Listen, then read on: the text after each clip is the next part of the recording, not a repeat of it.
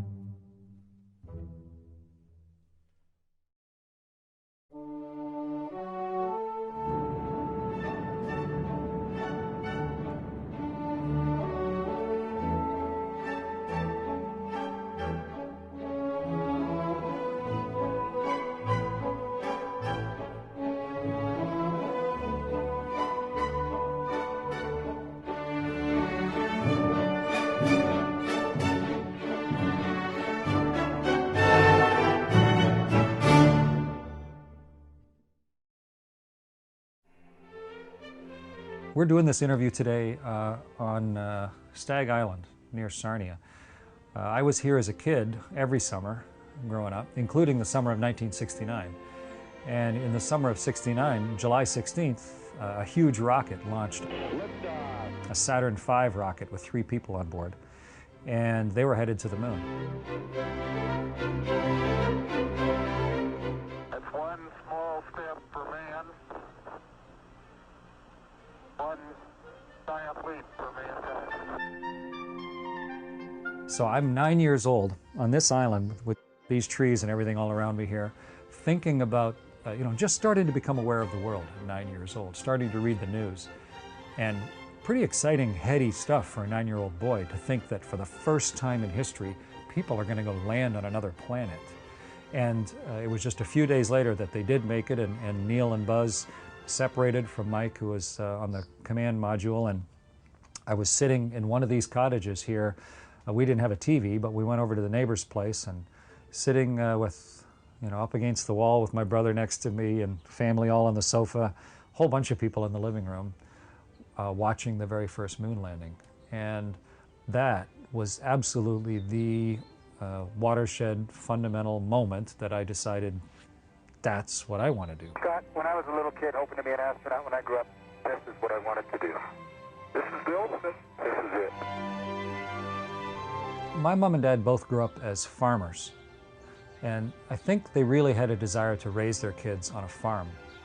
And when they saw the opportunity, my dad was a pilot as well, and when he saw the opportunity to fly for, at the time, the major airline, Air Canada, they decided they wanted to buy a farm. And so they looked around the Toronto area so his commute wouldn't be so far, and they found a farm just a little bit outside of Milton, just south of the 401. And couldn't afford much, just starting out, but about a 50-acre farm there. And it grew into a pretty big farming operation. Growing up as a kid on a farm, we grew about 500 acres of originally other grains, but corn mostly. I grew up as a corn farmer. And that was when I was about 9 or 10 years old that we settled on the farm.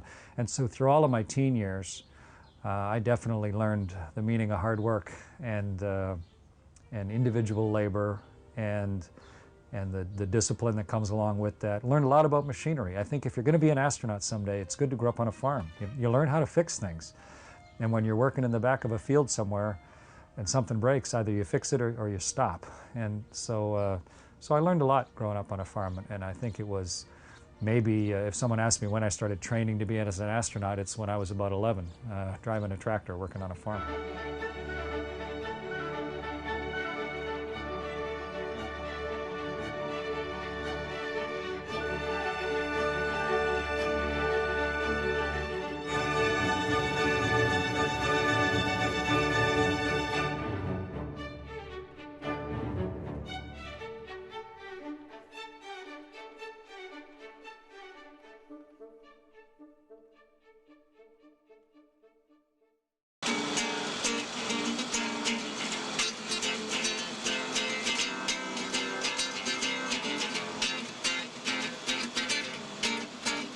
When you grow up on a farm, especially if it's not a big established operation, you go to auction sales a lot because that's a place to get equipment and things at a reasonable price, and it's just part of the fabric of being a farmer.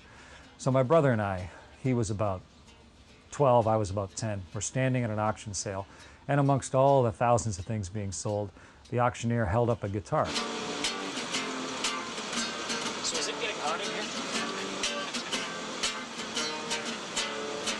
We stuck our hands up when we bid on this guitar, and we were the only bidders.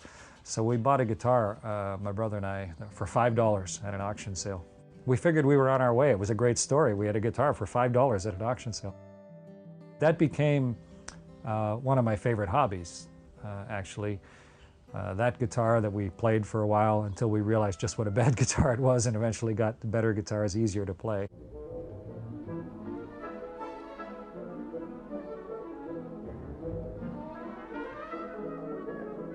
So let's say you were a 9-year-old kid who wanted to be an astronaut. So what do you do? Well, who do you even ask? And there were no Canadian astronauts. There was no Canadian astronaut program. This wasn't just wanting to be something. This was wanting to be something impossible. I'm Canadian. There was no Canadian astronaut program. We didn't have a space agency at the time. And then the question was, what school, what to do? I figured if I was going to join the military and fly in the military, then it made most sense to go to military college. And so I applied to the military when I was 18, and got accepted in and studied mechanical engineering. And I did postgraduate work at University of Waterloo and eventually a degree at the University of Tennessee. And then worked my way through all the various training things. One of the big advantages I had was, as a teenager, I joined Air Cadets. And so I already knew how to fly. They taught me all about aviation and basic leadership and flying gliders. Learned to fly gliders when I was 15. And then airplanes in London, Ontario, powered airplanes when I was 16. And so that all kind of fit together. And if you just line it up in sequence, it almost looks like someone drew this ruler straight life of getting from A to B. It was fraught with dead ends and uncertainty. But it eventually all led through test pilot school and then working as a test pilot with having finished a master's degree to being in a position when Canada did decide in its second astronaut recruitment that I was in a position to put in a strong application and get hired. Got a little cover, got a little pad of sleep. What sort of radio stations can you get on that little thing anyway? Okay, Jack.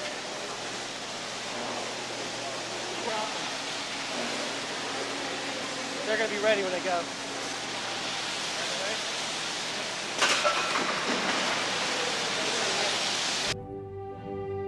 So if you're the Canadian Space Agency and you want to hire new astronauts, what do you do? Especially in the days before the internet, 1992. So they did what all other employers do, and they put an ad in the paper. Said, wanted astronauts. And they put it in all the major papers right across the country, coast to coast. And all it said was, wanted, astronauts have to be a Canadian citizen, in good health, have a university degree. And please send in your resume. So there were over 5,000 Canadians put in their resumes, and they somehow filtered through all those. This was in January of '92. So when the announcement came, I immediately put together the best resume I could and fired it off. But it was a terrible process to go through because you send in everything, all your hopes, all your best efforts, your baby, you send it up to the agency, and then you wait. And weeks go by with they don't even send you a note saying, hey, we got your application. You're just sitting there thinking, well, I hope it got there. And then they took it from 5,000 down to about 500, had to do a huge bunch of exams, jumping through what felt like hoops of fire. Final 20, and then from that they chose 4 of us, and my family and friends sitting in the kitchen where I was living, knowing they were going to call around 1 o'clock.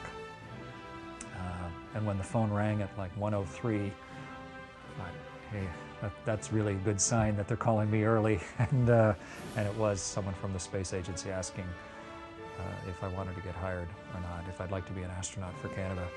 So it's almost as if since 10 I had been climbing a hill, and suddenly we got to the top of that hill and we were safely over the other side. A great feeling of relief.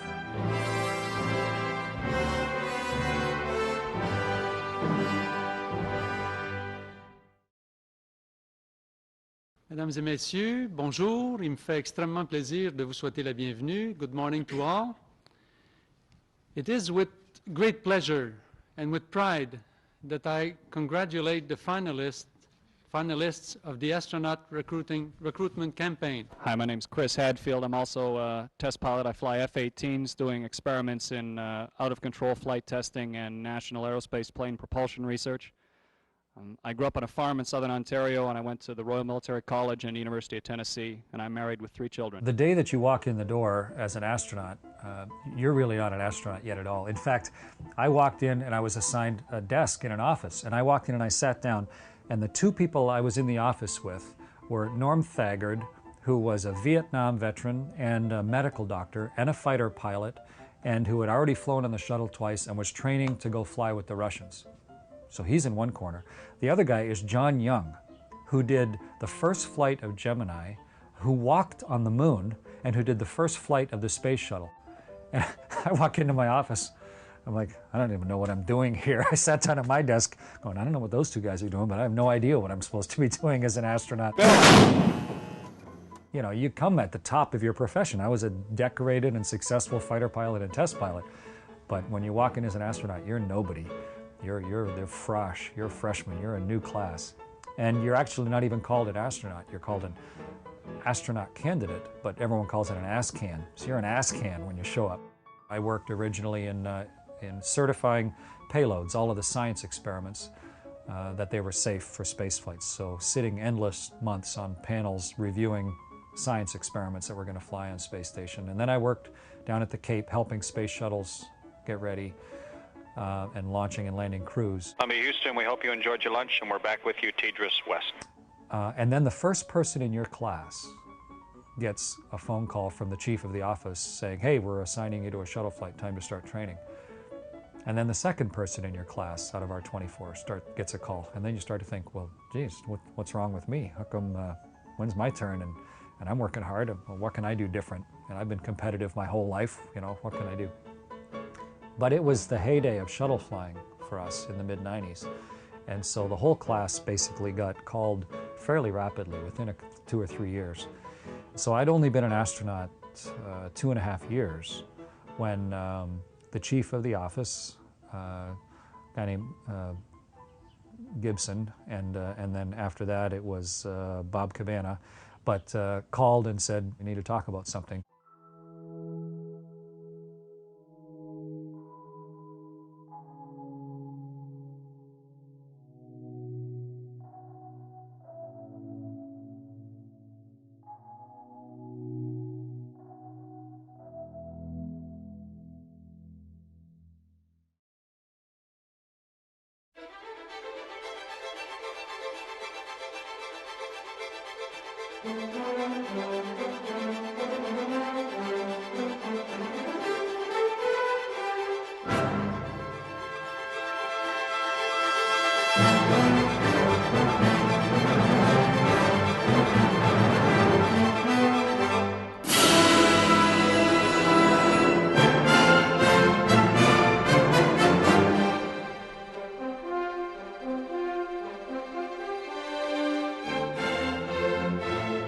Training for a space flight takes years. Even once you're fully qualified, even once you've flown in space before, it's still years and years of training for your flight. And training consists primarily of simulation. In simulators, realistic simulators that pretend to be some phase of the flight, launch or docking or being docked to the space station or spacewalking or robotics or landing, all different simulators. So your life is a life of practice and simulation. And you know there's a launch out there somewhere, but your real life is about simulation and preparation. And you can't really let yourself believe that you're going to space because there are so many random variables. There are so many launches of other spaceships until yours, if one of them doesn't work, you know, yours is off the table. So you kind of have to get used to the fact that your life is simulation. And maybe someday you might even launch into space. So the closer you get to launch, this little voice inside of you starts saying, "You're really going."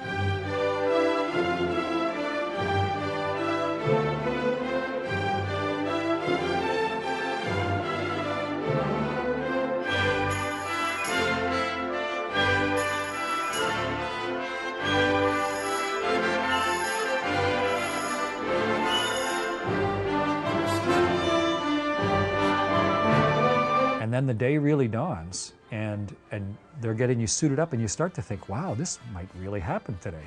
And you get your orange launch and entry suit on, you ride the elevator, you climb into the big silver bus, you drive out to the launch pad. Everyone else is driving away from the launch pad because they're all finished, and it's got 1,000,000 pounds of fuel in it. But you go out to the launch pad, you ride the elevator up, 60 meters up into the air, and one by one you crawl on your hands and knees into the space shuttle, because of course it's on its tail, and there's a whole crew of people, including one other astronaut, that straps you in and pulls the straps tight and gives you maybe a note from your wife, a kiss on the forehead, and then they leave. But then as you get closer and closer, you start to let yourself believe that little voice, that, hey, we're really going to go to space today. This is really going to happen. And you know that if a sailboat sails into offshore where the rockets come back down into the ocean, even if a sailboat sails in there, you're not going to go. So you still kind of keep yourself in check. But the closer you get, the better the odds are. And I was flying next to one of the most experienced astronauts in the world, a guy named Jerry Ross. And I watched Jerry, and I watched his knee start going up and down as we were inside about 5 minutes. I thought, wow, Jerry's excited. I should be excited here. And the closer you get, more things are happening. The vehicle comes alive. You really start focusing. All of those years of preparation are tunneled in on the things that you need to remember, the things you need to know. But at the same time, that voice is now screaming in your ear, you're going to space today. And as the engines light, the vehicle becomes so violent, like a crash, like something plowed into the side of your building, and the big rattle and shake, and you watch the liquid engines start working. If they don't work perfectly, it's all going to come to a stop. But the engines are working, they're okay, and then the solids light, and suddenly you have 7 million pounds of thrust, the explosive bolts fire, this huge hand of power starts pushing you to space, and you're really going. It's like, it's surreal. It's hard to believe that it's actually happening, but that is the process by which we begin the adventure.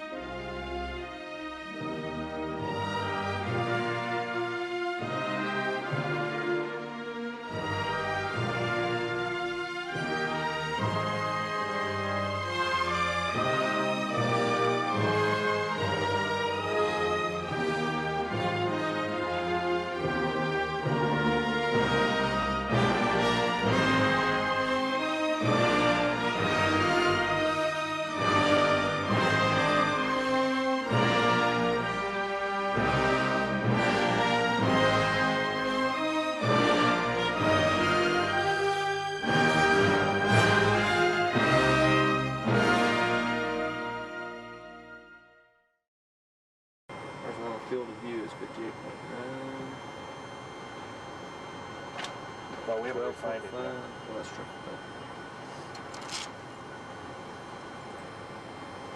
Heading to payload-based survey. No rush.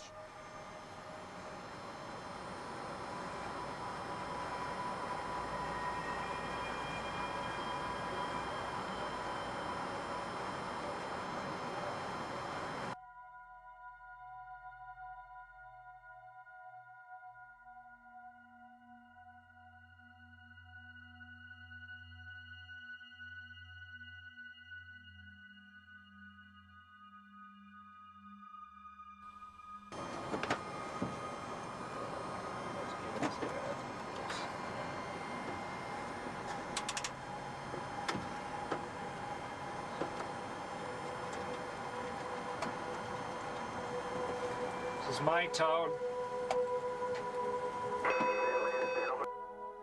Okay, Houston, we have OSDS data and we're about to start the McLean maneuver. Copy, Lance.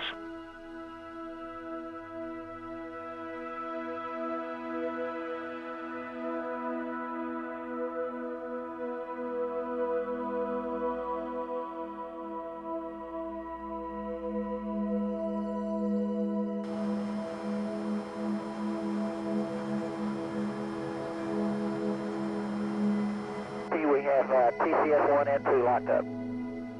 Correction, locked on the target.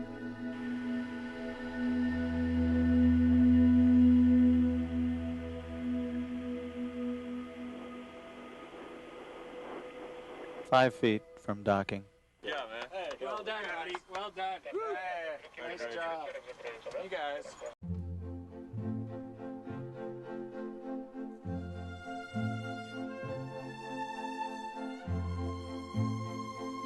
The launch of a rocket ship is immensely powerful, both physically and mentally. Physically, you're just rattled and shaken and pummeled and squished and accelerated, and you're riding in this dog's jaws on the way to space.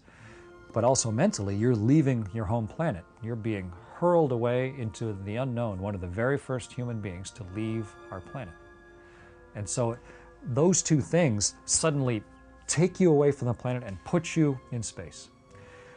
And so what do you do when you first get there? You unstrap from your chair and you come floating up out of your chair, and your checklist floats, and your gloves that you pop off are floating, and you're gathering stuff and laughing at the newness of weightlessness.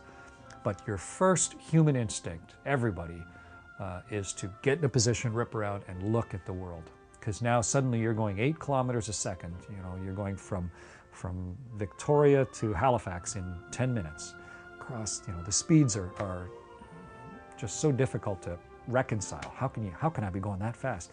But by the time you've launched from Florida, by the time you've got yourself unstrapped and turned around and you're looking out the window, you're coming over England. It's just incredible. And so everybody wants to see what the world looks like. And during launch, the sky went from light blue to dark blue to black in just a couple minutes. And you know that you're in space. And to look at the world, to see it going by as one place, to be able to look down and see from the south of England all the way up to Edinburgh, or to just come across Paris and, oh, well, there's Madrid down there, and there's Hamburg up there. To start to see the world that way. To be able to come across the Nile and think of the thousands of years of human history, all the way from the source of the Nile, all the way flowing up into the Med, just laid out there underneath you. It just like a gift. Someone saying, here, look at this. And all the colors and textures of the world pouring by underneath you. And at first I felt a little guilty. I thought, I should be working. They spent all this time and money. I got stuff to do. But the most experienced astronaut I was flying with, Jerry Ross, every free second he had his nose against the glass, looking at the world, taking pictures of the world. And I figured, if Jerry thinks it's okay, I think it's okay. And so even when I was supposed to be sleeping, I was looking at the world go by. It's a beautiful, magnificent, and stabilizing thing to look at.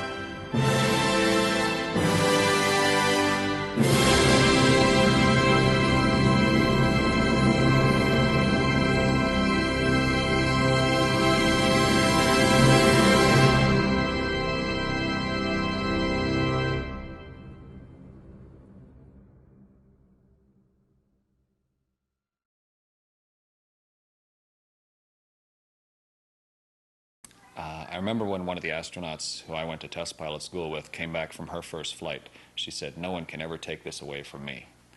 And I do have a strong feeling of that, is that this is something I've wanted to do for a long time, and now I've done it.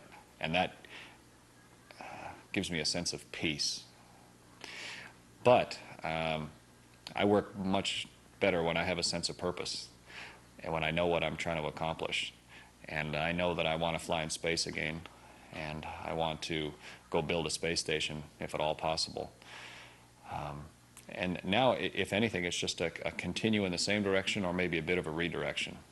But I like to keep moving forwards, and I would like to continue to work in this area. I'd like to write about what's happened as well and tell people what happened, and just carry on. I've been very, very satisfied with the way that I've led my life to this point. And so it is not as if I've been waiting to get this over with so I could finally get at anything else or finally relax.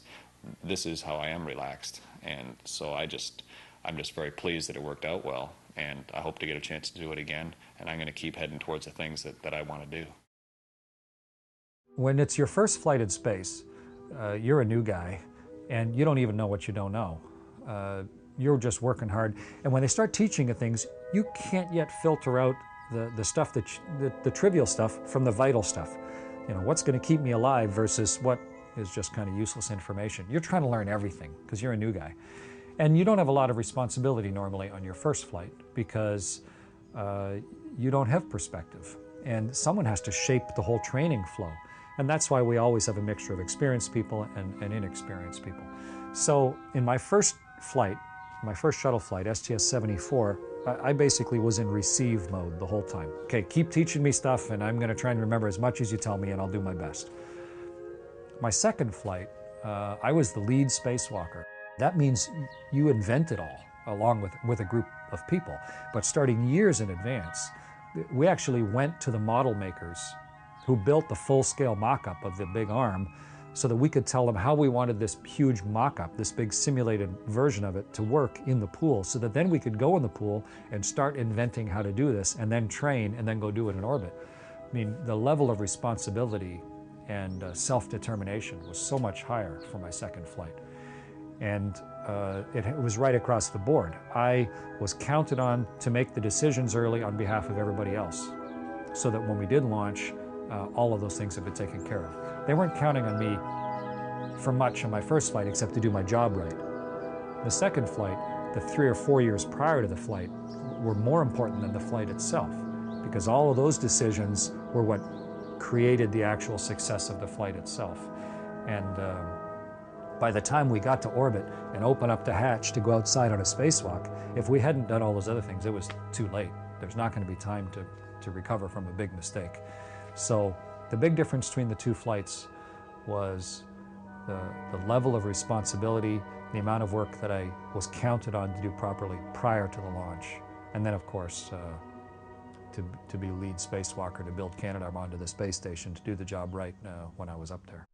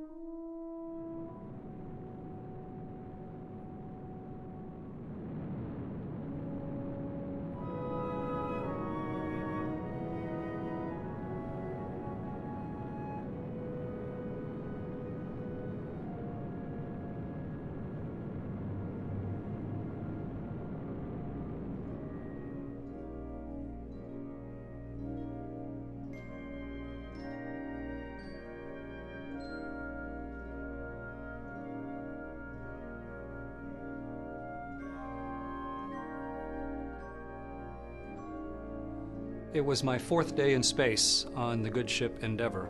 Time for a spacewalk. I woke up I ate power bars because I wanted energy for the day. I drank a lot, but not too much because I was worried about 8 hours inside a spacesuit. Slowly built the spacesuit around my body, underwear, and then pulling on the pants, and then building the boots, and then slowly assembling this spacesuit around our body. And Scott and I squeezed ourselves into the airlock. They closed the hatch behind us. We worked through all the procedures one by one. It's a small, claustrophobic, dark, foreboding place. But suddenly we got to the stage where it says, open the hatch. The pressure dropped, we'd done all the checks. It was my job. Turned the crank, lifted, pushed, and opened the hatch. And the brilliance of the sun came in. I reached with both hands and pulled myself out of that small space, out of all of that training and out of Endeavour, out into the universe. It was like being born.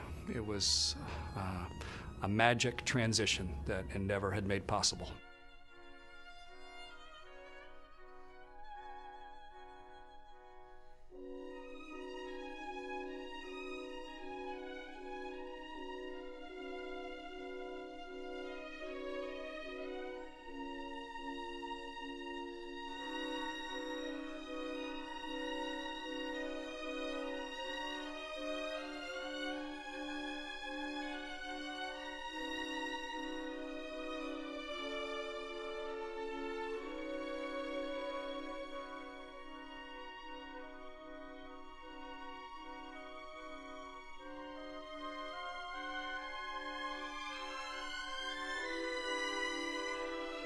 This is a view from Chris Hadfield's helmet-mounted camera now.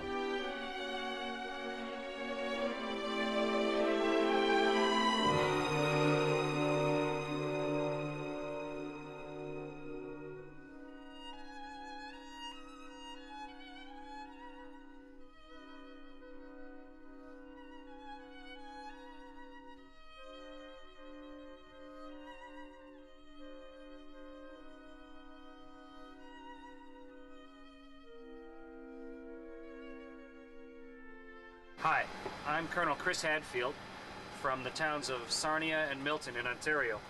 And I'm talking to you, as you can see, from high in orbit over the Earth, from here in space.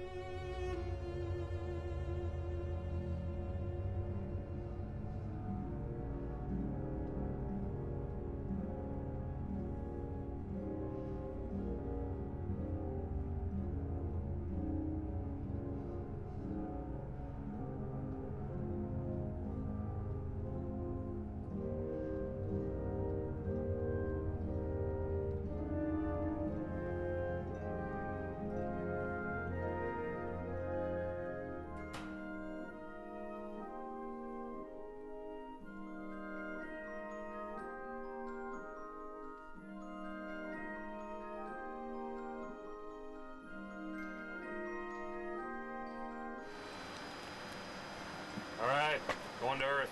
See you on the ground.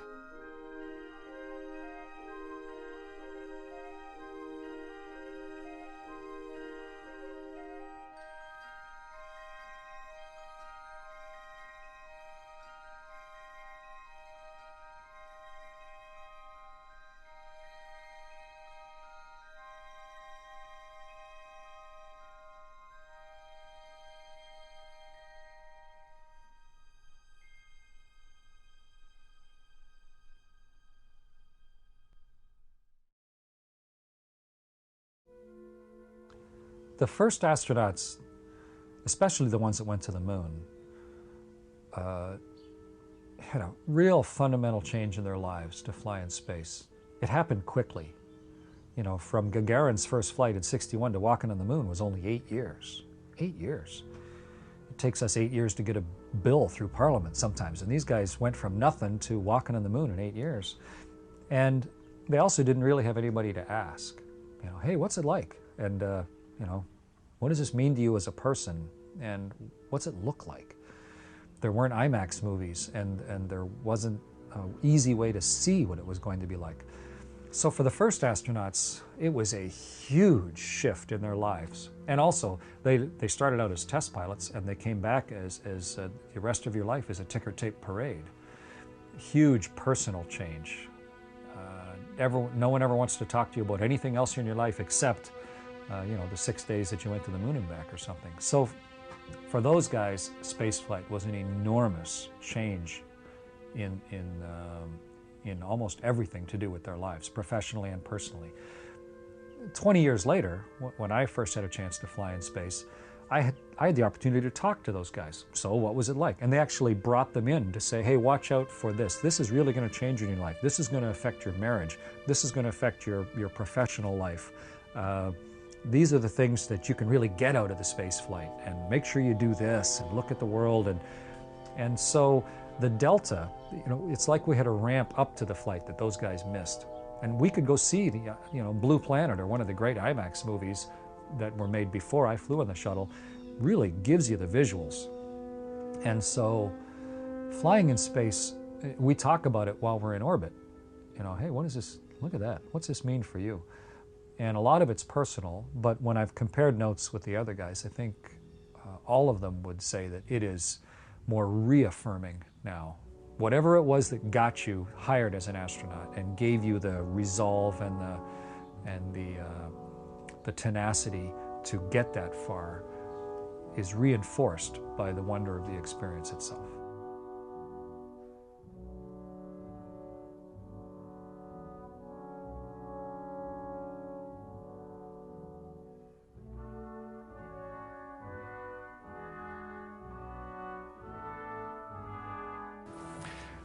To be a member selected for this honor is just beyond words for myself.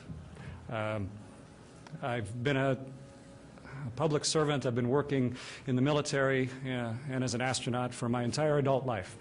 And to have this opportunity is extremely challenging, extremely exciting for me, and extremely rewarding as well. It's still over 2 years away.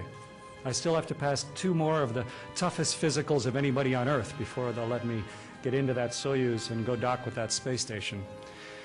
There's a lot of training. I'll be helping to fly the Soyuz as the, it's Bortingineer Adin, like the co-pilot of the Soyuz. So there's a lot of training in Russia and in Japan and in Europe, across the United States and in Canada between now and launch. But with my crew, we will be 6 people on board, and to be trusted with their lives and with that entire station on behalf of all the world's spacefaring nations, but most specifically on behalf of Canada, is a tremendous honor that all of us can share. Thank you.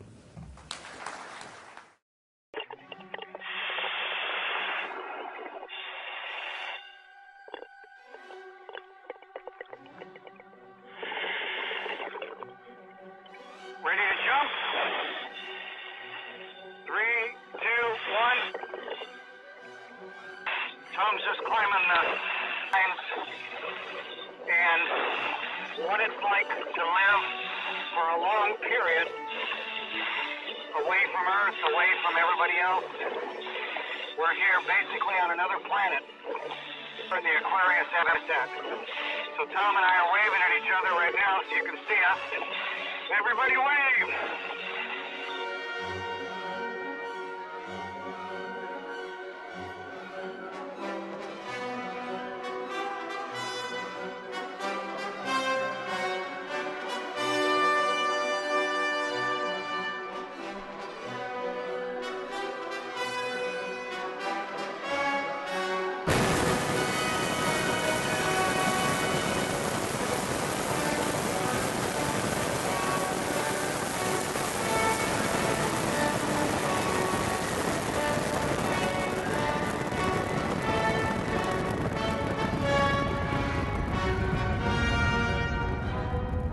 So this is the EMU, the Extravehicular Mobility Unit. It is different than the Russian Orlan. This one, you climb in through the bottom and then build the suit around you. The Orlan, it's like getting into a little car or something. You open the back, you slide yourself in, and pull the door shut behind you.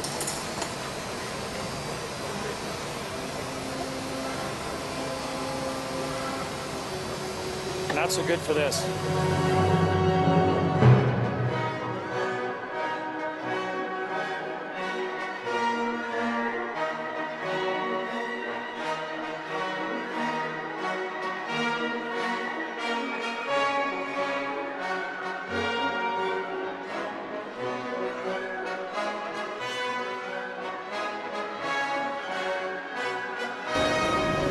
We're in Baikonur, Kazakhstan at the launch pad. Behind me, the Soyuz is just being raised to vertical. It's come out here on the train this morning. In about 5 minutes, we'll have it pointed at the sky. It's going to get lowered down into the lifting mechanism. And then over the next day and a half, we'll refuel it, fill it up with kerosene and oxygen.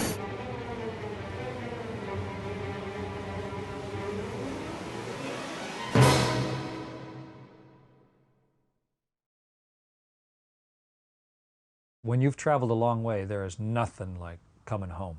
And everybody knows where home is because it invokes a certain feeling, a certain both acceptance and respect that friends give you. And so it's vital to me to keep in touch with home. And home for me is Canada, and I've had a chance to travel a lot of the country. But home is really where I grew up. That's what it feels that way. Southern Ontario, and where I'm sitting right now on the St. Clair River is the place that feels on earth most home to me. The biggest compliment that I've ever been given, and luckily it's one I get all the time, is when a stranger walks up to me in Canada and says, "Hey, I'm proud of you." Someone I've never met who is proud of me. To me, that's a manifestation of everything that I work towards, in that I have led a life, I have decided to do things, I've applied myself to such that it brings out a feeling in other people that they want to express to me as pride, and that's how I'd like to be remembered.